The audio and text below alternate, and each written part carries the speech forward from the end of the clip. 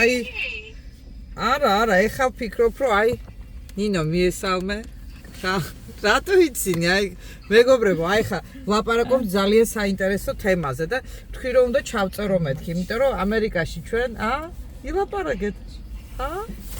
არა? აი მოვიდა მესამე. ხო, არა, ნუ მოგეთ ძალიან დიდი პრობლემა არის იმისი, რომ პატარა ბავშვებს ნუ უბრალოდ ცხოვრება არ უნდათ რა და ზოგს უნდა ზოგი იძახის, რომ ფანჯრიდან უნდა გადმოუხტე, ზოგი იძახის, რომ თავი უნდა მოვიკლა და ასე შემდეგ ძალიან აი ნინო იძახის, თქვი ნინო? ხელებს ისერავენ, ხელებს. ხო, კიდე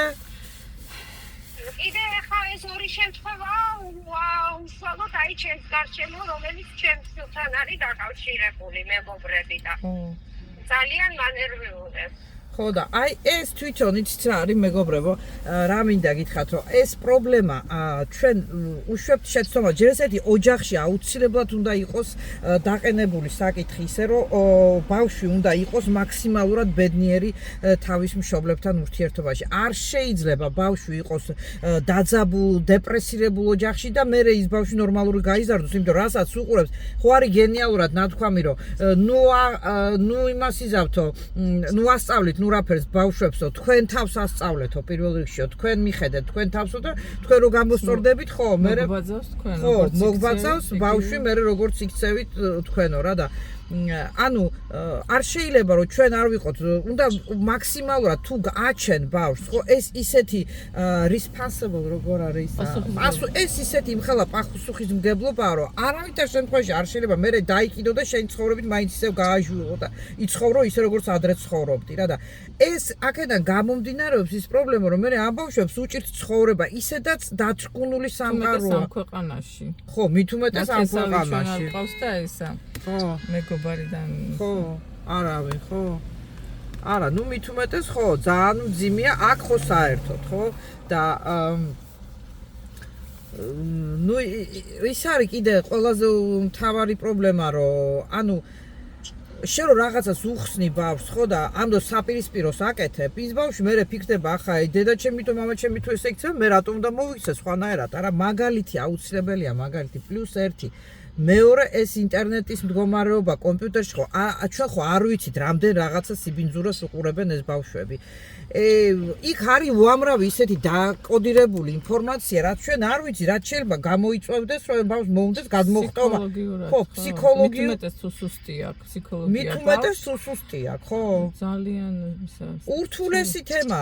თუ მოუნდეს გადმოხტომა თავის მოკლა და ასე შემდეგ. პლუს კიდე ყველაზე დიდი პრობლემა იმაშია, რომ აი ეს ძალიან სერიოზული განსახილავი თემაა რა. არ შეიძლება ბავშვებთან ურთიერთობაში ჩვენ ვიყოთ როგორც პატარებთან.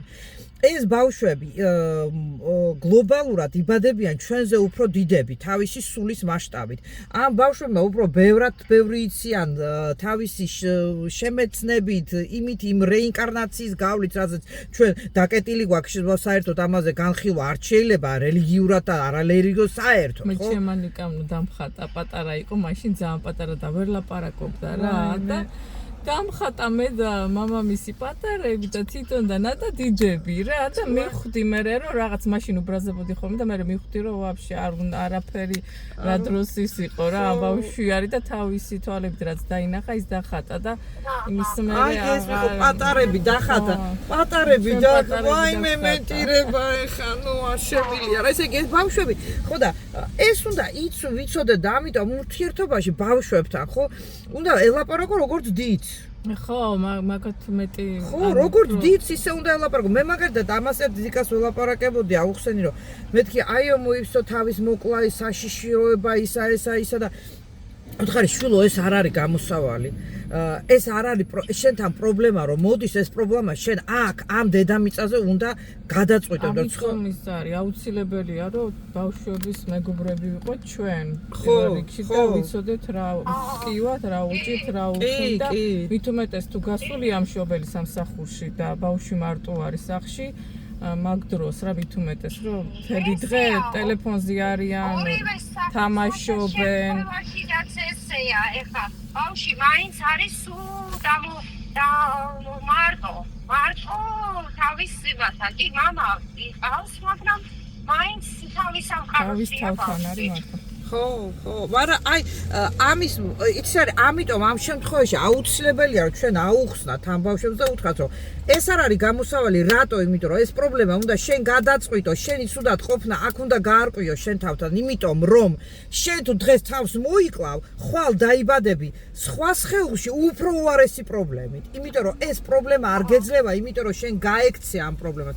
არ უნდა შეგვეშინდეს რა ბავშვებთან, აი პირდაპირ ლაპარაკი როგორც დიდებთან, იმიტომ რომ ისინი ჩვენზე უფრო დიდები არიან რა და უნდა ჩვენი ენით განუმარტოთ და აუხსნათო შვილო, მეც მჭირს ხანდახან ეგეთი რაღაცა, მეც მინდა რომ საერთოდ გადავხტე საერთოდ ამ სამყაროდან არ ვიარსებ, მაგრამ არ არის ეს არ არიან, უნდა აუხსნათ. ხო, აი მარტო თვითონ არ არიან ამ მდგომარეობაში, რომ ბევრი სხვა უფრო რთულ მდგომარეობაშია და ეს ანუ შესაძლებელია რომ გადაჭრა ეს პრობლემა. არ არის ეგ end of the world არ უნდა დასასრული არ არის. ხო, არ არის ეს გამოსავალი რა თავის მოკლა და იმის რა ქვია უბედურება. აი რაღაცა მაქსიმალური, აი დღევანდელი ეს ჩვენი საუბარი გიზიარებთ, ხო? ჩამომივარდა. დღევანდელ ამ საუბარს გიზიარებთ იმასთან მიმართებაში, რომ აუცილებელი არის ურთიერთობა რა, ურთიერთობა მეტეს გარდატეხის ასაკში ვიც არის ბავშვები 11, 12, 13, 14 რა. ყველა ასაკში ჭირდება ბავშვი, მაგრამ მით უმეტეს აი მაგასაკში რა, რომ დიდობაში რო გადადიან და თინეიჯერობის ასაკი არის ძალიან რთული ამ ქვეყანაში მით უმეტეს. რაც შეიძლება მეტი მეგობრები, ურთიერთობა ეს ამაზე უნდა ვიმუშაოთ, რომ ხო.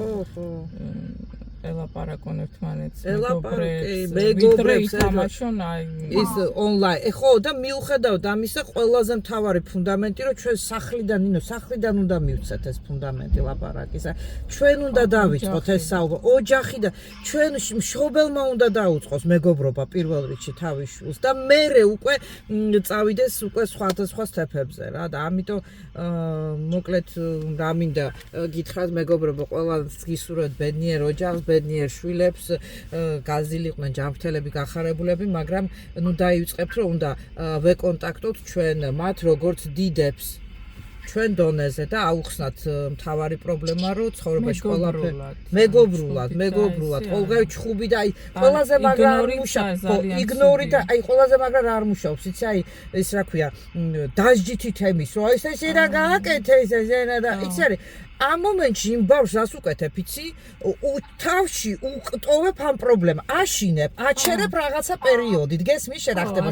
თავში ამ დროს უკან უგდებ ამ პრობლემას და როდის ამოუტივდება უკვე დიდობაში ამ ბავშვს ეს პრობლემა, შენ უკვე მე იმისი არ იყოს, ნინო, ერთმა მითხრა, ხო იცი, ქალმა რა, როსი ხალია მე რაში მაინტერესებს, სანამ მე ვარ ცოცხალი, მანამდე დავეხმარებით ჩემს და მე რომ მოვკვდები რაში მაინტერესებს, როგორ შეიძლება ამის თქვა, მე რომ მოვკვდები. აი ეს არასწორი მიდგომაა რა, ჩვენ უნდა ვიზრუნოთ მარტო იმაზე, რომ ყველანაირად დავაყენოთ სწორ გზაზე თავისი ახსნით და თავისი მეგობრული, კარგი ადამიანური ურთიერთობებით ჩვენი შვილები რა ვიცი აბა. მართალია, არა. ურთიერთობა და კონტაქტი მაქსიმალურად. ხო. აბა კარგად მეგობრებო. კარგად. ნუ წართ პოდკასტი, მოდით, გახდით ჩემი ფოლოვერები და გაიზიარეთ ის საჭირბოროტო ინფორმაცია და ამბები, რაც გვაწუხებს არ მარტო ჩვენ ყველას თელ სოფლიოში.